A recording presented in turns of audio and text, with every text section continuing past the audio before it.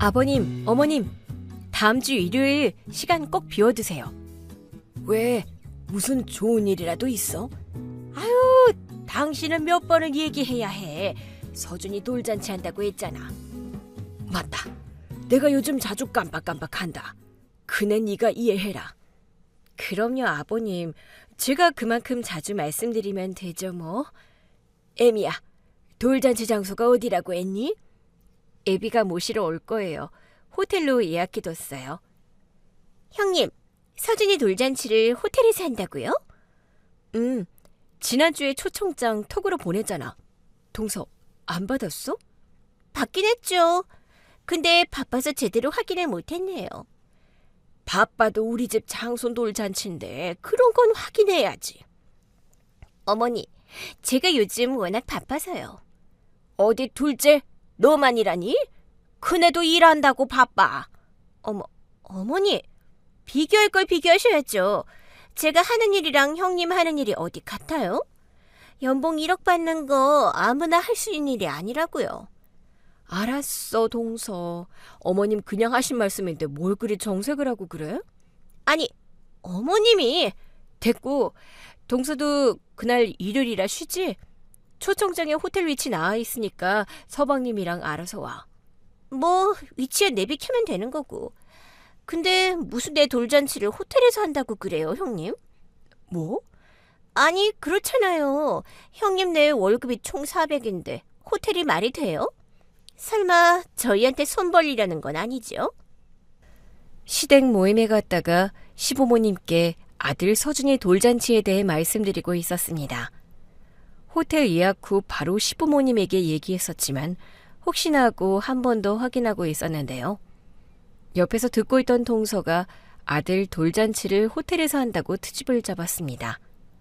그 이유가 우리 형편에 과하다는 거였어요.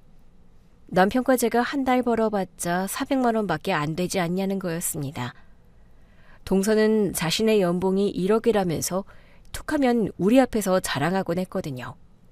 그러니까 서방님과 동서한테 괜히 손 벌리지 말라는 거였습니다. 동서, 아무리 가족이라고 해도 선이라는 게 있는 거야. 말 좀 가려서 해주면 좋겠어. 아무렴 우리가 아들 첫아들 생일 축하 자리인데 동서네한테 손 벌릴 생각을 했겠어? 시부모님만 안 계셨다면 한바탕 하고 싶은 걸 꾹 참고 집으로 왔습니다. 차라리 동서는 돌잔치에 안 왔으면 싶더라고요. 와서 잘난 척이나 했으면 했지 아들 생일을 진심으로 축하해 줄 것 같지 않았거든요. 그런데 우리 서준이 돌잔치 날 정말 놀라운 일이 벌어졌습니다. 형님! 돌잔치가 한창 무르익어가던 무렵이었는데요. 갑자기 급한 일이 있어 회사 출근했다던 동서가 허겁지겁 달려들어오는 거였습니다.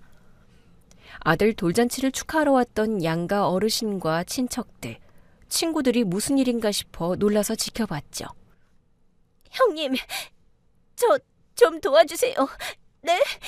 저 지금 죽게 생겼어요. 갑자기 동서가 도와달라면서 무릎 꿇고 빌기 시작했습니다. 모두들 동서 행동에 어리둥절해했고요. 저와 남편도 순간 당황해서 어찌할 바를 모르고 있었는데요.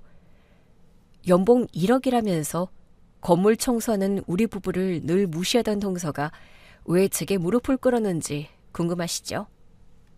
이제부터 그 사연을 풀어보려고요. 동서는 결혼 전부터 우리 부부가 건물 청소한다는 걸 알고는 은근 무시했었습니다. 아, 네. 건물 청소를 하신다고요? 취직이 잘 안 됐나 보네요. 서방님 결혼할 여자가 온다고 해서 남편과 함께 시댁으로 갔었습니다. 이런저런 얘기를 나누다 남편 직장이 어디냐고 묻길래 건물 청소를 한다고 했더니 첫 반응이 이랬어요. 자기야, 형 취업이 안 돼서 청소 일하는 거 아니고 나름 계획이 있어. 그래서 형수님이랑 같이 하시는 거라고. 어머, 두 분이 같이 청소 일을 하신다고요? 서방님이 애써 수습하려고 했는데요. 저도 같이 청소 일한다는 말에 경악하는 듯한 표정을 짓더군요. 왜요? 청소 일이 뭐 어때서? 정직하게 땀 흘려 돈 버는 건데 뭐가 잘못됐어요? 기분이 나쁘더군요. 서방님 통해 좋은 회사 다닌다는 건 알았지만 그렇다고 해서 우리 직업에 경악하는 표정까지 지을 필요가 있나요? 아니, 난 회사에서 청소하는 아줌마들이 사람들 토하고 더럽힌 것까지 치우는 거 보면 왠지 불쌍하다는 생각이 들어서. 기분 나빴다면 죄송해요. 죄송하다는 사과는 받았지만 왠지 기분이 더 나빠지더군요. 그런데 그건 그나마 결혼 전이라 예의를 차린 거였어요. 어머, 형님. 아무리 청소가 직업이라지만 오늘 같은 날은 격식을 좀 차려입고 오세요. 아버님이랑 어머님 체면도 있잖아요. 시아버지 생신이라 가족들이 모여 식사하기로 한 날이었습니다. 제 딴엔 깔끔하고 단정하게 입고 간 옷이었는데요. 동서가 타박을 했어요. 왜? 나 이 옷 얼마 전에 산 거야. 단정하고 예쁘지 않아? 그럼 내 눈엔 좋기만 한데 뭘 그러냐? 동서의 트집에 시어머니도 제 편을 들었죠. 어머니, 옷은 그렇다 쳐도 요즘은 이런 자리에 명품 가방 하나 정도는 들어줘야 해요. 그래야 시부모님 체면이 서는 거라고요. 동서는 자기 연봉이 1억이라면서 명품을 착용하고 나선 아주 잘난 척을 했습니다. 아이고, 그걸 몇백을 주고 샀단 말이야? 난 둘째 네 가방보다 첫째 거가 훨씬 좋아 보인다. 시어머니가 편을 들어줬기 망정이지 아니었으면 한마디 했을 겁니다. 그런데 더 견딜 수 없었던 건 남편에게도 무시하는 듯한 말을 쉽게 한다는 거였어요. 어머, 아주버님.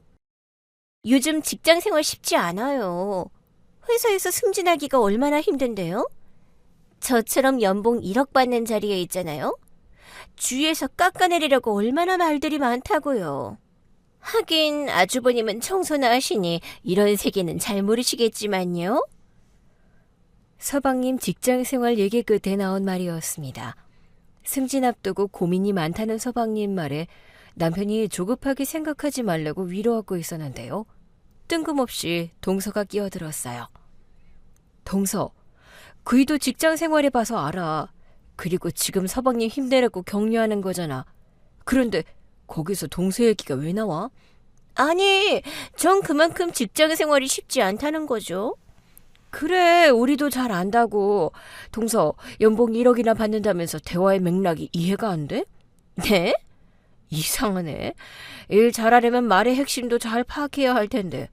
동서 일은 그런 거랑 상관없나 봐. 남편을 무시하는 데는 참을 수가 없었습니다. 저의 반격에 동서가 꽤 당황하더군요. 당신 오늘 멋지던데? 서방님네와 헤어져 돌아가는 길에 남편은 멋있었다고 절 축혀 세워줬습니다. 뭐가? 당신 편 들어준 거? 그 잘난 척쟁이가 당신 말에 꼼짝을 못하더라고. 남편도 동서의 자랑질에 질려 있습니다. 그래서 가끔 재수씨가 아니라 잘난 척쟁이라고 했어요. 내가 뭐 그동안 할 말이 없어서 가만히 있었던 줄 알아? 서방님 봐서 참았던 거라고. 나도 이젠 동서한테 할 말하면서 살려고. 그래, 당신도 할 말은 하고 살아. 당신이 손이 사람이잖아. 엄밀히 얘기하면 재수씨가 당신 눈치 봐야 하는 거 아니겠어? 물론 그 이후에도 동서의 잘난 척은 계속됐습니다. 그런데 연봉 1억이란 말은 입에 달고 살면서도 가족들을 위해 돈 쓰는 건 그렇게 아까워할 수가 없었어요. 봄이고 하니 시부모님 효도 여행을 보내드리자는 얘기가 나왔을 때였어요. 더 나이 드시면 기운 없어서 비행기 타시기도 힘들어지시지 않겠어?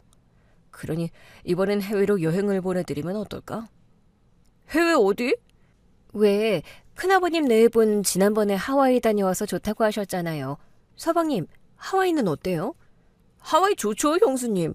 근데 하와이 효도 여행 보내드리려면 경비가 꽤 들 텐데. 형 괜찮겠어? 조금 무리하지 뭐.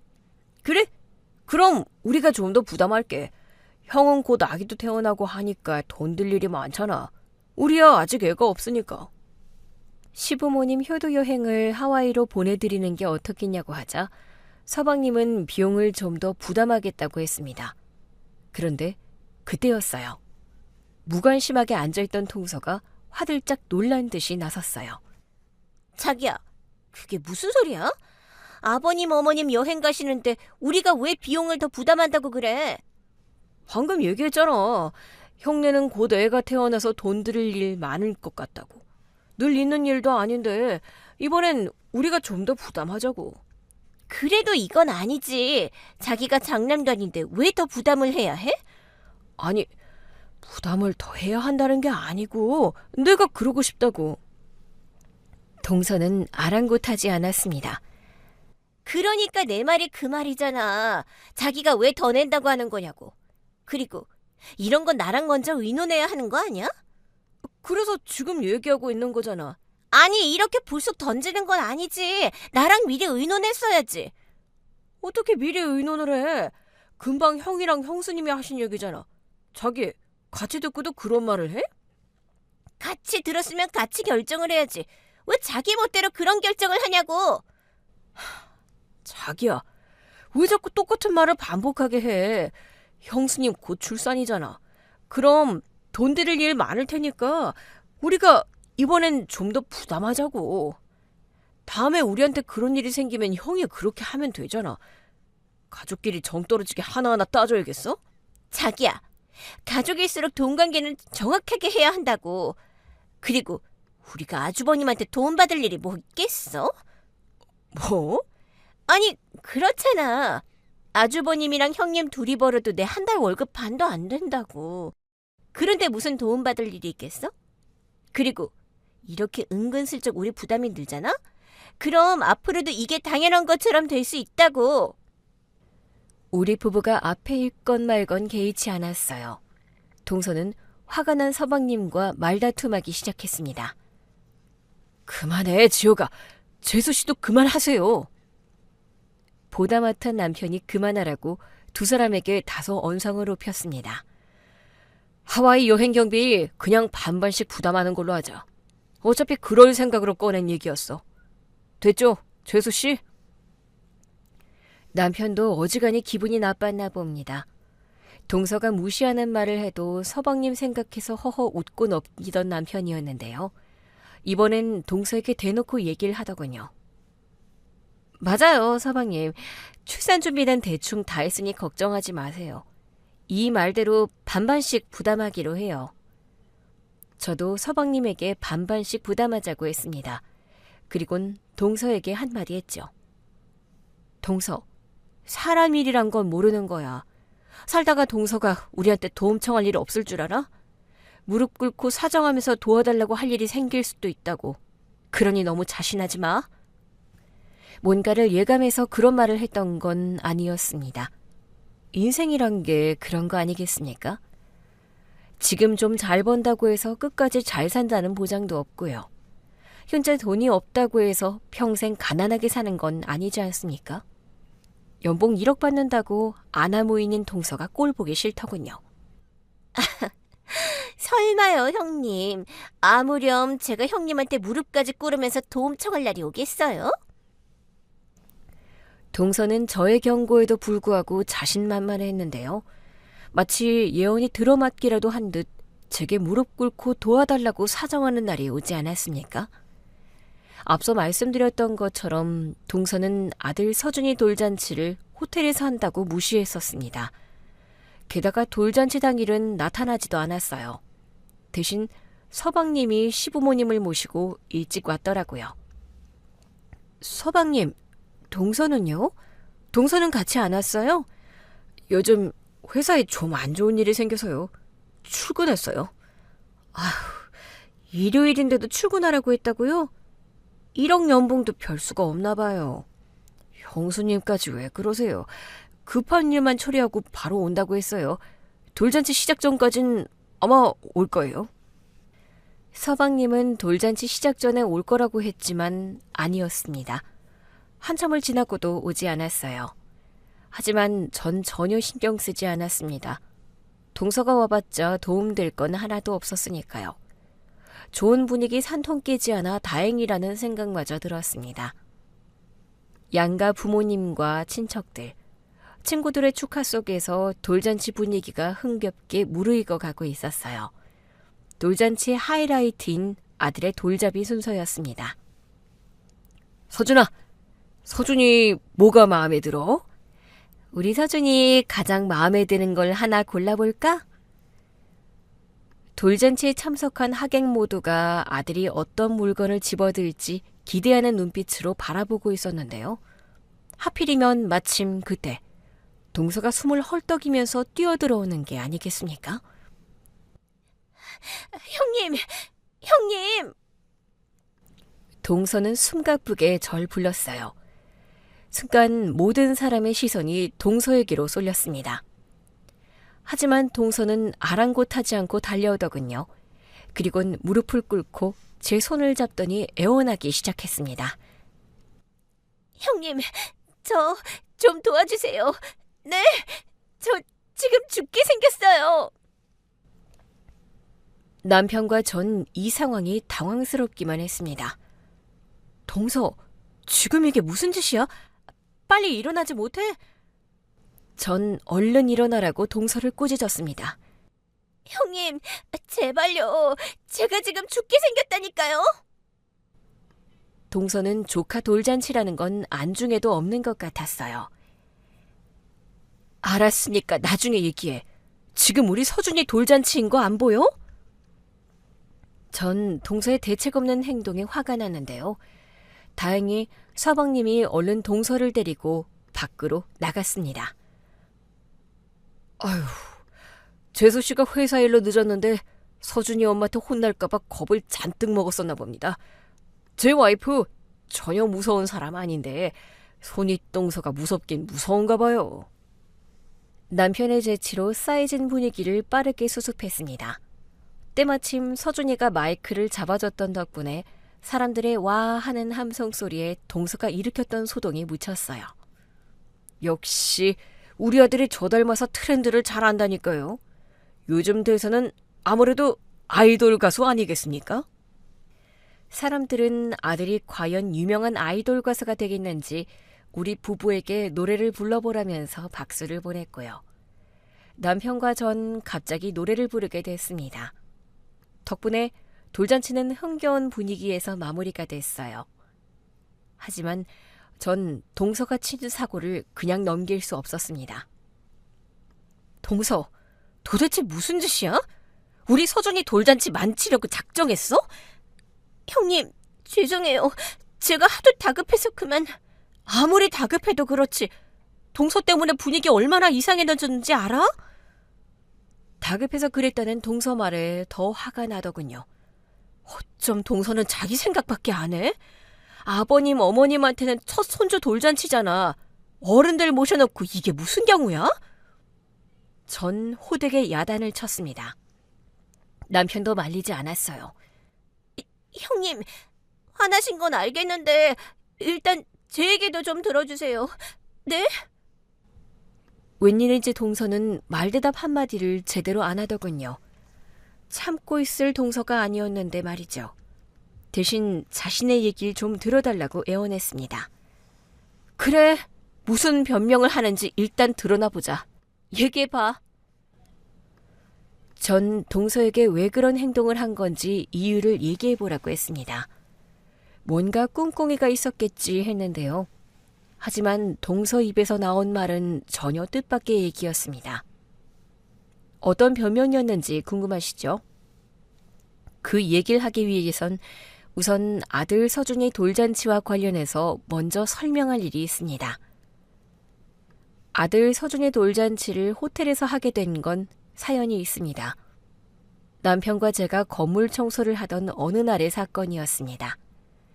그날은 유독 바람이 매섭게 불고 기온도 영하로 떨어져 몹시 추웠어요. 당신 산후조리 끝낸 지도 얼마 안 됐는데 괜찮겠어?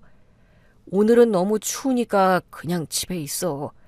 나 혼자 해도 충분해. 그러니까 내가 꼭 같이 가야지. 이런 날 당신 혼자 청소하다가는 몸살 날 수 있다고. 그리고 어머님이 얼마나 보양식을 많이 해주셨는지 나 서준이 낳고 더 건강해진 것 같아. 전 괜찮다면서 굳이 남편을 따라 나섰습니다. 날이 추우니 둘이 청소하면 그만큼 빨리 해치울 수 있을 테니까요. 하여튼 당신 고집은 당할 수가 없다니까. 대신 따뜻하게 입고 장갑 꼭 끼고. 여보, 나 당신만큼 경력자야. 걱정 안 해도 된다고. 당신이나 모자하고 머플러 꼭 챙겨. 알았지? 우린 서로를 챙기면서 집을 나섰습니다. 아들 서준이는 시어머니에게 부탁하고 말이죠. 바람 때문에 온갖 쓰레기들이 다 날아왔나 보네. 건물 입구에 바람에 휩쓸려온 종이컵이며 음료수 캔 등이 나뒹굴고 있었습니다. 남편과 전 열심히 쓰레기를 치운 후 건물 옥상으로 올라갔습니다. 그래서 남편을 따라 옥상으로 가기 위해 계단을 올라가고 있었는데요. 옥상으로 통하는 문 앞에 누군가 쓰러져 있는 게 아니겠습니까? 여보, 여기 사람이 쓰러져 있어.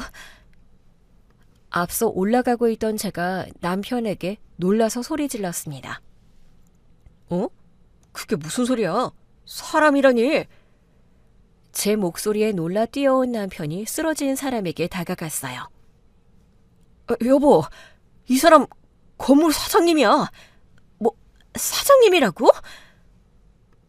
119에 신고할 여유도 없었습니다. 의식을 잃은 사장님을 업고 남편은 뛰듯이 계단을 내려가 차에 시동을 걸었습니다. 그리곤 빛의 속도로 달려 병원 응급실로 갔어요. 조금만 늦었으면 큰일 날 뻔했습니다. 사장님은 갑작스러운 뇌졸중으로 쓰러졌다고 했습니다. 뇌에 출혈이 생겼는데 조금만 늦었으면 생명이 위독할 수 있었다고 하더군요. 아이고, 이거 뭐라고 감사드려야 할지 모르겠습니다. 선생님 덕분에 아버지가 큰 위기를 넘겼습니다. 건물 사장님 아들은 남편 손을 붙들고 고맙다면서 어쩔 줄 몰라 했습니다. 자네가 내 생명의 은인이야. 평생 내가 잊지 않겠네. 사장님은 남편에게 생명의 은인이라고 했죠. 아닙니다. 저 아니라 누구라도 그렇게 했을 겁니다. 아니야.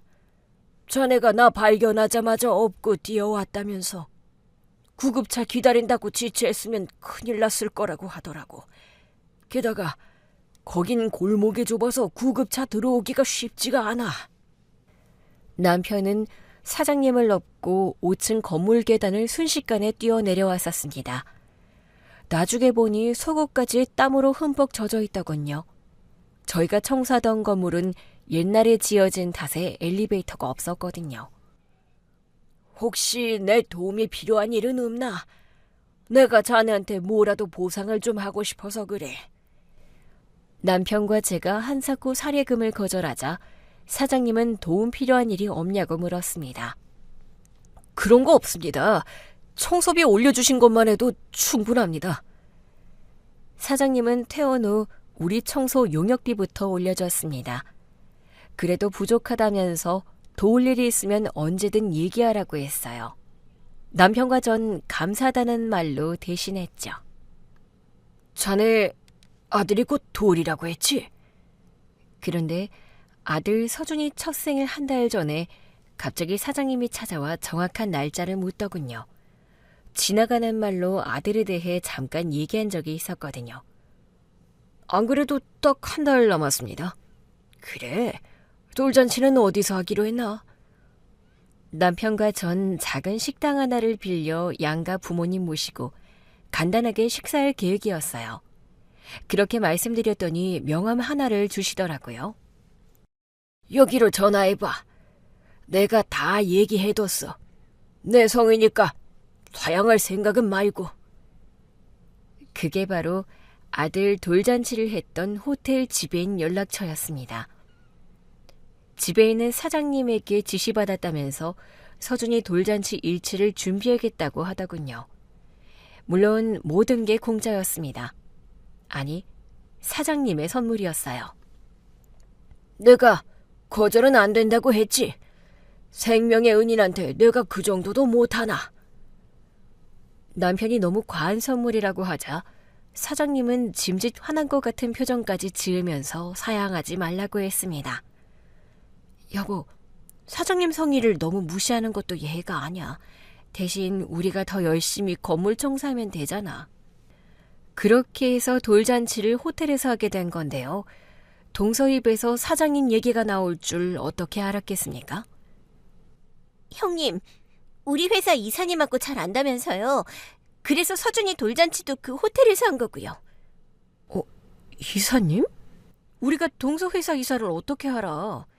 형님, 서준이 돌잔치 했던 호텔 사장님이 바로 우리 회사 이사님이세요. 세상 참 좁다 싶더군요.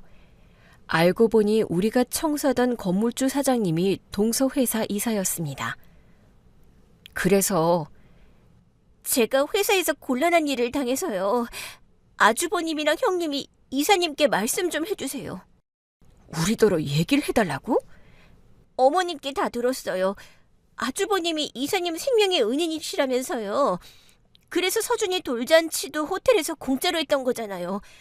보니까 음식도 최고급 코스로 준비해줬던데 두 분이 부탁하면 설마 거절하겠어요? 동서는 뒤늦게 건물 사장님과의 일에 대해 시어머니로부터 들었던 모양이었습니다.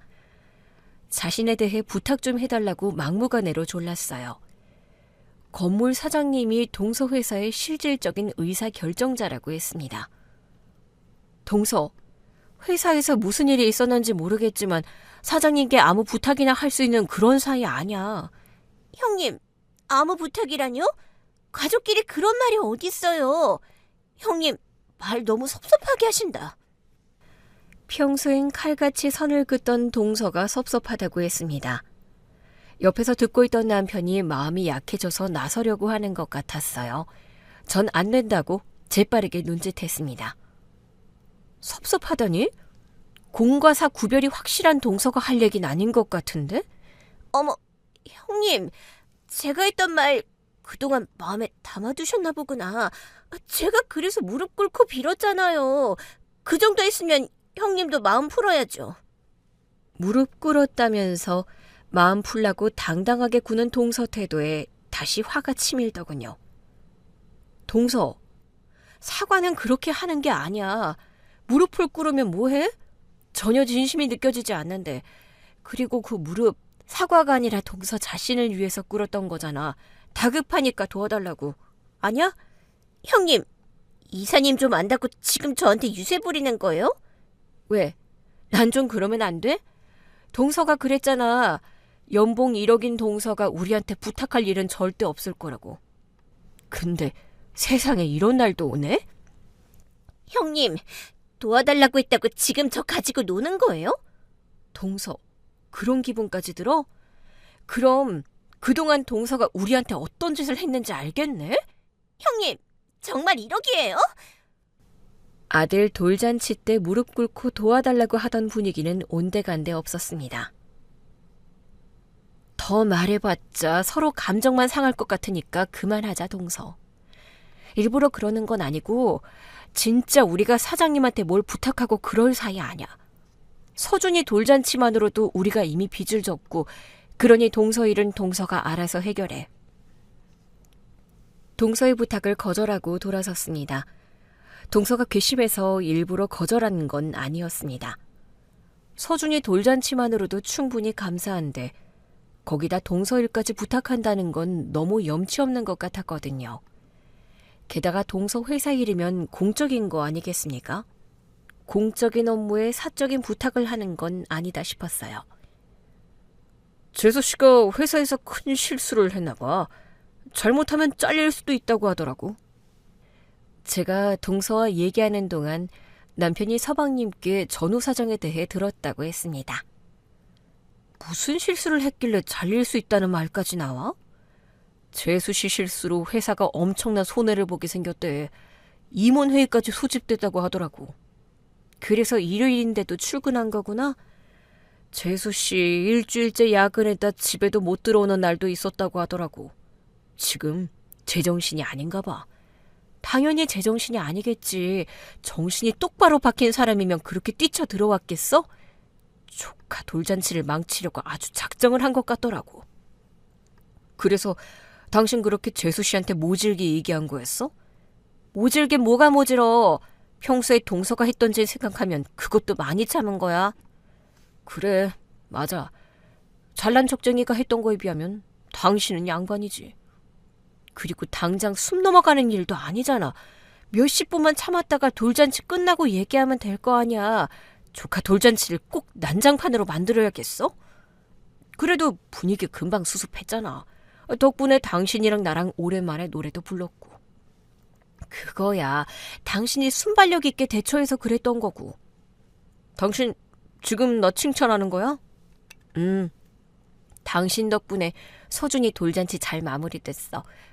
그럼 이제 당신도 마음 좀 풀어. 죄수 씨 때문에 우리 아들 첫 생일 기분 안 좋게 보낼 순 없잖아. 맞아. 우리 서준이랑 행복하게 보내야지. 동서가 큰 실수를 해서 회사에서 해고될 수도 있다는 얘기를 들으니 찝찝하긴 했습니다.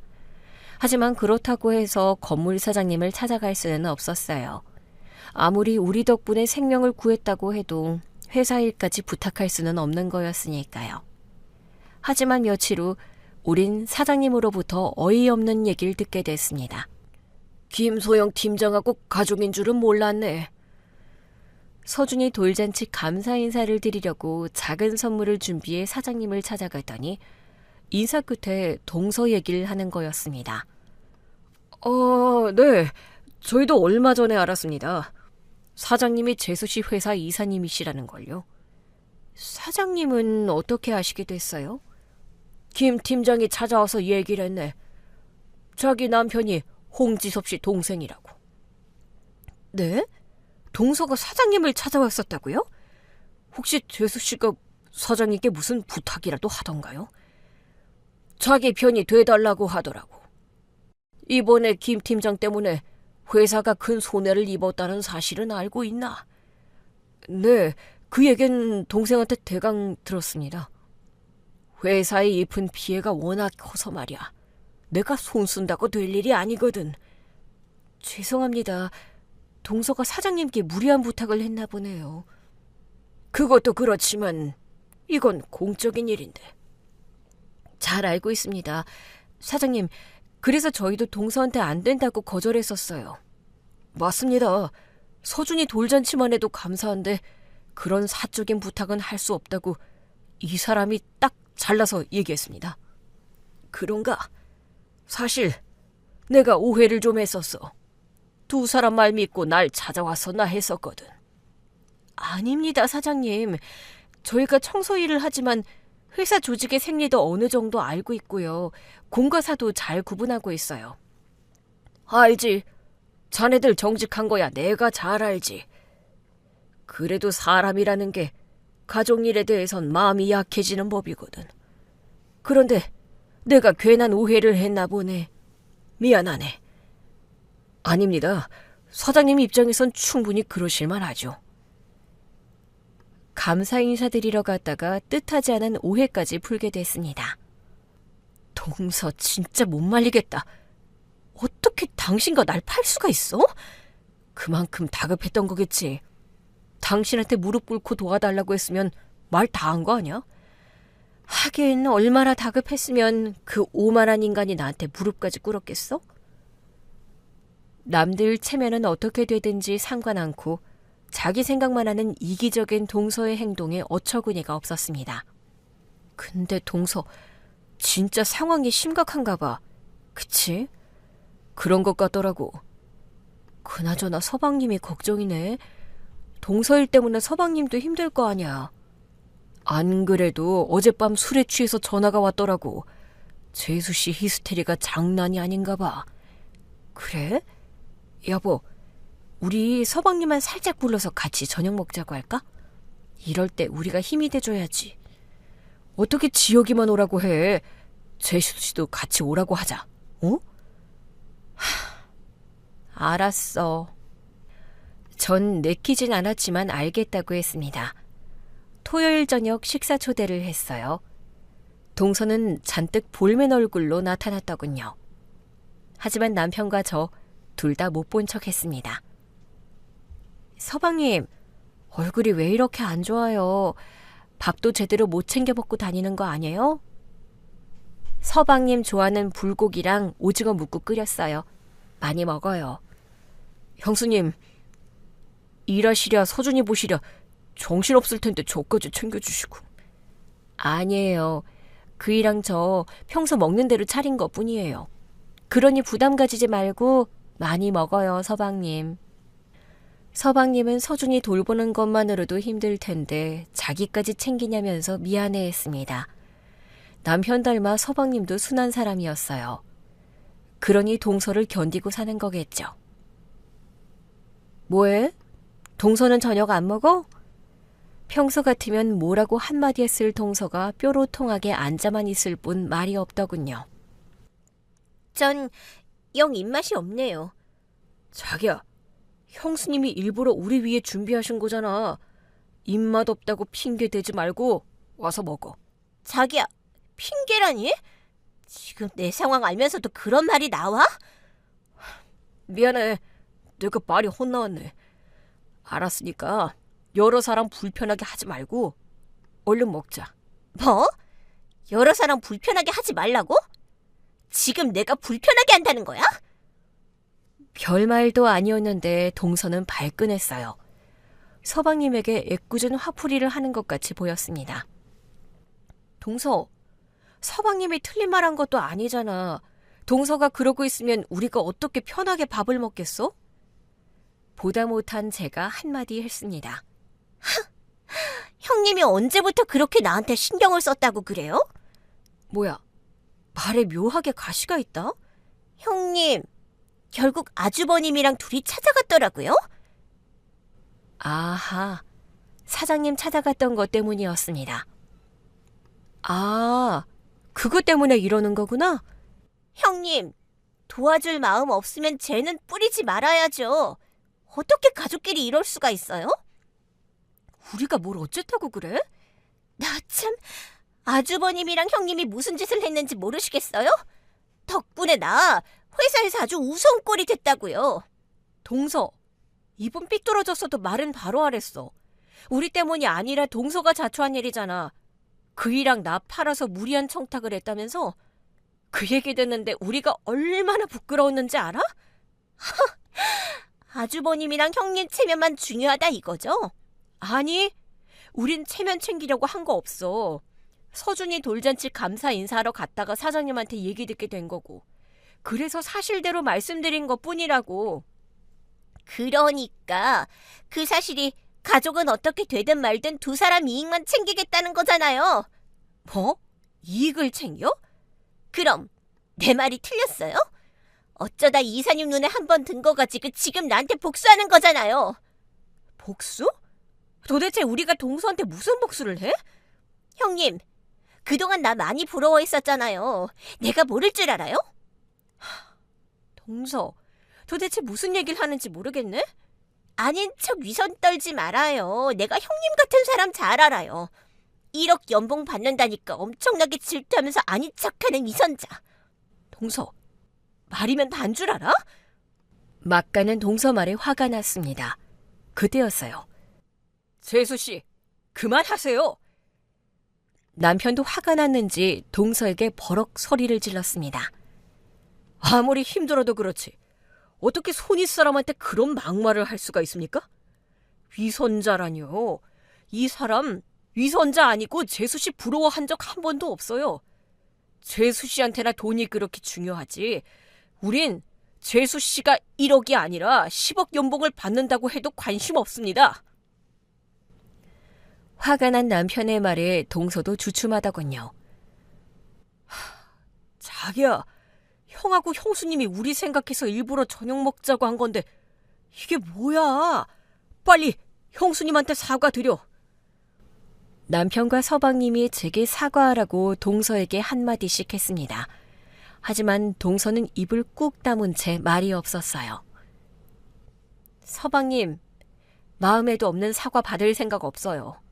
그리고 동서, 동서가 그런 말 했었잖아. 괜히 가족이라는 이유로 쓸데없는 일에 서로 질척대지 말자고. 그러니 동서 일에 가족이니 뭐니 해서 우리 끌어들이지 마. 알았지? 결국 그날의 저녁 식사는 파토가 나고 말았습니다. 끝내 동서는 미안하다는 사과가 없었고요. 서방님은 연신 미안해하면서 돌아갔습니다. 당신 괜찮아? 괜찮아져야지. 동서가 그런 사람이라는 거 몰랐던 것도 아니고. 내가 괜히 밥 먹자고 했나 봐. 아니야. 당신이 뭐 이렇게 될 줄 알고 그랬겠어. 서방님 챙겨주려는 좋은 마음이었던 거 나도 알아. 하여튼 재수씨 어쩌려고 저러나 몰라. 저 성질 안고 쳤다간 지혁이 입에서 이혼하자는 얘기 나올 수도 있는데. 아니다. 내가 괜한 소리를 했네. 사실 저도 남편과 비슷한 걱정을 하고 있었습니다. 점점 지쳐가고 있는 서방님이 보였으니까요. 정 못 견디겠으면 갈라서야지. 억지로 참고 사는 것보단 그게 나을 수 있어. 조심스러워하는 남편과 달리 전 생각한 그대로를 얘기했습니다. 나 참 이렇게 속마음을 못 갖추는 사람한테 위선자라니. 재수씨 진짜 사람 볼 줄 모른다니까. 그게 다 자기밖에 몰라서 그래. 배려심이 있어야 다른 사람이 어떤지도 살펴보게 되는 거거든. 그래, 그건 당신 말이 맞네. 남편과 얘기하면서 속상했던 마음을 풀었습니다. 그런데 며칠 지나지 않아 결국 동서가 회사에서 잘렸다는 소식을 듣게 됐습니다. 하지만 그뿐이 아니었어요. 뭐? 회사에서 손해배상 청구를 했다고? 재수씨가 울고불고 난리가 났다고 하더라고. 전 아들을 보느라 그날은 청소하러 가지 않았었는데요. 일 마치고 돌아온 남편이 소식을 전하더군요. 배상액이 얼만데? 정확하게는 모르겠는데 수십억이라고 하더라고. 뭐? 그래서 지금 지혁이가 이리저리 대출 알아보고 있는 모양이야. 대출하면 수습할 수 있대? 힘들 거야. 집은 이미 내놨고 회사에 퇴직금까지 미리 신청했다고 하더라고. 서방님이? 일단 급한 불부터 꺼야겠다면서. 상황이 생각보다 심각했습니다. 동서가 해고되는 것으로 끝나지 않고 소송을 당해 손해배상을 해야 한다고 했어요. 결국 그 일로 서방님네는 집을 팔고 시댁으로 들어갔고요. 엄청난 빚을 지게 됐습니다. 당신 진짜 괜찮겠어? 그동안 안 쓰고 안 먹고 하면서 힘들게 모은 돈이잖아. 그렇긴 하지만 우선은 서방님 먼저 도와야지. 그게 가족이잖아. 남편과 전 모았던 적금을 깨서 서방님께 졌습니다. 차까지 팔고 빚 갚느라 허덕이는 서방님이 너무 보기 안타까웠거든요. 형, 나 이 돈 못 받아. 형하고 형수가 어떻게 모은 돈인지 아는데 내가 어떻게 받아? 서방님, 거저드리는 거 아니고요. 나중에 형편 풀리면 돌려받을 거예요. 그러니 부담 가지지 말고 받으세요. 전 나중에 이자까지 쳐서 달라면서 받으라고 했습니다. 사실 그 돈은 남편과 제가 청소 용역회사를 차리기 위해 아껴 쓰면서 모은 돈이었습니다. 왜 아깝지 않았겠습니까? 계획대로라면 2, 3년 후엔 작지만 남편과 제 이름으로 회사 하나는 차릴 수 있었는데요. 동서 생각하면 절대 내주고 싶지 않았지만 서방님을 보니 줘야겠다 싶더라고요. 별다른 내색은 하지 않았지만 남편도 걱정이 큰 것 같고 시부모님도 자주 한숨을 쉬곤 하셨거든요. 고마워. 대신 내가 더 열심히 해서 얼른 우리 꿈 이루도록 할게. 당신 지금도 충분히 열심히 하고 있어. 건강이 우선이니까 너무 무리는 하지 마. 그 사건 이후로 남편은 더 열심히 일했어요. 제게도 더 다정하게 대하고 말이죠. 돈은 아까웠지만 그보다 더 중요한 걸 얻었다고 생각하려 애썼어요. 그런데 선의의 대가가 정말 생각지도 못했던 곳에서 오더군요. 이사님이 적극 추천하시더라고요. 어느 날 낯선 차 한 대가 건물 앞에 서더니 60대 정도 돼 보이는 남자가 남편과 절 찾았습니다. 청소 용역업체 사장님이라고 하더군요. 내가 몸이 좀 안 좋아서 회사를 접고 고향으로 귀향하려고 하고 있어요. 사장님은 자신이 운영하는 청소 용역회사를 우리에게 넘기겠다고 했습니다. 이사님이 추천했다고 하면서요. 네? 저희한테요? 근데 제가 회사를 인수할 만큼의 여유가 없어서요. 그건 걱정하지 마십시오. 인수에 필요한 자금은 이사님이 이미 처리하셨고 법적인 절차만 남았습니다. 갑작스러운 소식에 어리둥절하기만 했습니다. 남편과 전 바로 건물 사장님을 찾아갔어요. 새삼스러운 건 아니고 쭉 생각해왔던 일이네. 젊은 부부가 열심히 청소하는 거 보면서 이왕이면 청소회사 하나 하면 좋겠다는 마음이 들었거든. 근데 마침 괜찮은 회사가 하나 나왔더라고. 사장님, 그래도 이건 저희가 받을 수가 없어요. 어허, 누가 공짜로 준다고 그래? 내가 투자하는 거라고. 그러니 이윤이 나면 챙겨줘야 해. 사장님, 마음은 감사하지만 저희한테는 딴 말하지 말게. 이미 회사 인수했는데 자네들이 안 하면 어떡하라는 건가? 나 바빠. 거기까지 신경 쓸 여유가 없다고. 그렇게 해서 남편과 전 청소 용역회사를 인수하게 됐습니다. 대표는 물론 남편이었고요. 사장님은 우리 회사에서도 이사를 맡으셨어요. 전 회사 재무를 책임지게 됐고요. 그리고 또 하나의 변화가 우리 가족에게 있었습니다. 다름 아닌 동서 얘긴데요. 회사에서 잘리고 소송 빚 갚느라 이리저리 뛰어다니면서 동서도 조금씩 달라지기 시작했습니다. 우선은 뻐기던 모습이 사라졌어요. 동서에 대한 소문이 나면서 이력서를 넣는 회사마다 거절당했거든요.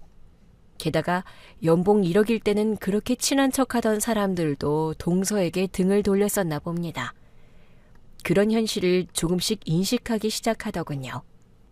형님, 어느 날 동서가 기운 하나 없이 절 찾아왔더라고요.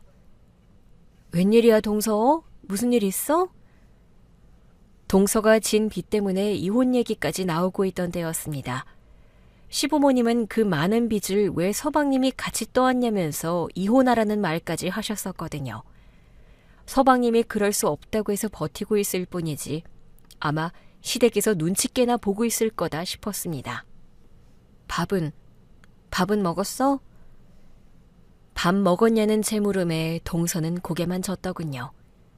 아니, 지금 시간이 몇 시인데 여태 저녁을 안 먹었대? 가만히 있어봐. 내가 금방 차려줄게. 남편은 친구와 약속이 있다면서 나갔고 마침 아들은 자고 있었어요. 그렇게 꼴보기 싫던 동서였는데 풀 죽어있던 모습을 보니 마음이 안 좋더라고요. 전 있는 반찬에 얼른 저녁을 차렸습니다. 어서 먹어. 이럴 때일수록 밥은 꼭 챙겨 먹어야 해. 밥심으로 산다는 말 몰라? 말은 안 하지만 혼자 쏘다니다 온 게 분명했습니다. 옷매무새며 머리도 헝클어져 있었어요. 형님. 동서는 제가 차려준 밥을 먹다 말고 눈물을 쏟았습니다. 밥 먹다 말고 왜 울고 그래? 형님, 저 그동안 뭐 하면서 살았는지 모르겠어요. 내 딸은 열심히 산다고 살았는데. 아마 자신이 눈치 보며 사는 신세가 되리라곤 상상도 못했을 겁니다. 그렇게 와달라고 사정하던 회사들은 하나같이 모른 척하고 친구들도 모두 절 피하고 아버님, 어머님한테도 얼마나 눈치가 보이는지 정말 살고 싶지가 않아요. 동서는 한참을 울었습니다. 아버님, 어머님이야 서방님 생각해서 당연히 그러실 수 있는 거고 세상은 원래 그런 거야. 동서, 사회가 얼마나 냉혹한지 몰랐어? 저한테는 해당 안 되는 얘기인 줄 알았어요, 형님. 돈 있고 실력 있으면 다 해결된다고 생각했었거든요. 동서가 그렇게 생각하고 사람들을 대했으니 지금 아무도 곁에 없지. 맞아요. 내가 그동안 헛살았구나 싶고. 동서는 또 울기 시작했어요. 실은 우리 아빠가 돈밖에 몰랐거든요. 돈 있으면 아무도 무시 못한다고. 어릴 땐 그런 아빠가 너무 싫었었는데 어느 순간 제가 아빠를 닮아 있더라고요. 동서 말처럼 부모 영향력을 무시할 순 없지만 그렇다고 내 모든 행동이 부모 탓이라고 할 수 없어. 어른이 되면 내 선택에 대해 책임을 져야지. 형님 말이 맞아요. 저 이렇게 되고 이전처럼 대해주는 사람은 아주버님하고 형님밖에 없어요. 아니다. 오히려 형님은 이전보다 더 따뜻하게 대해주는 것 같네요. 참, 나 원래 따뜻한 사람이었어. 그땐 동서가 하도 재수없게 굴어서 그랬던 거지. 그건 그래요. 뭐야, 순순히 인정하는 거야? 형님 말 틀린 거 없으니까요. 제가 그동안 잘못했어요. 동서는 진심으로 잘못했다고 생각하는 것 같았습니다. 인생의 고난이 동서를 겸손하게 만드는 것 같았어요. 그래, 동서 사과 받을게. 앞으로 우리 힘내서 잘 헤쳐나가 보자고. 그렇게 해서 동서와 전 화해를 했습니다. 그리고 놀랍게도 동서가 먼저 우리 회사에서 일하겠다고 부탁을 했어요. 뭐? 동서가 청소 일을 하겠다고? 네, 형님, 저 고용 좀 해주세요. 동서, 청소일 아무나 하는 거 아니야. 쉽게 볼 거 아니라고. 형님도 하시는데 제가 못할까 봐서요. 저 머리 좋아서 뭐든 빨리 배우는 편이에요. 이건 머리만 좋아서 되는 일이 아닌데. 형님, 열심히 배울게요. 절대 회사에 누 안 끼칠 테니까 기회를 주세요. 네? 동서는 자신이 말한 것처럼 열심히 일을 배우고 청소했습니다. 그러면서 표정도 달라졌고요. 생기를 되찾아가기 시작했는데요. 동서의 그런 진심을 보신 시부모님도 더 이상 이혼 얘긴 꺼내지 않으시고 이전처럼 동서를 대하셨습니다. 비로소 가정의 평화가 찾아왔죠. 서방님네는 대출빚 갚느라 아직은 형편이 어렵긴 하지만요. 부부가 의지하면서 잘 이겨내고 있습니다. 게다가 이전엔 볼 수 없었던 감사와 사랑이 그 가정에도 넘치고 있어요. 그래서 전 이제 동서를 응원하고 있습니다. 사람과 사람 사이에 가장 귀한 게 뭔지 어렵게 배운 만큼 남은 인생은 배려하고 존중하면서 행복하게 살라고 말입니다. 여러분도 우리 서방님과 동서 응원해 주시면 더 힘이 날 것 같네요.